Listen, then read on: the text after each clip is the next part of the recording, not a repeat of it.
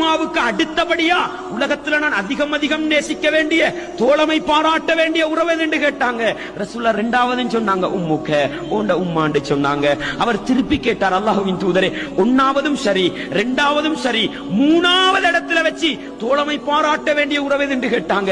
நபிகளார் சொன்னாங்க உம்முக்க என்று சொன்னாங்க, உண்ட உம்மான்னு சொன்னாங்க. அல்லாஹு அக்பர். அன்பாண்டவர்களே, திருப்பி கேட்டார், அல்லாஹ்வின் தூதரே, மூணு கட்டம் சரி அல்லாஹ்வின் தூதரே, நாலாவதாக இந்த உலகத்தில் நான் அதிகம் அதிகம் நேசிக்க வேண்டிய உறவு யாரு?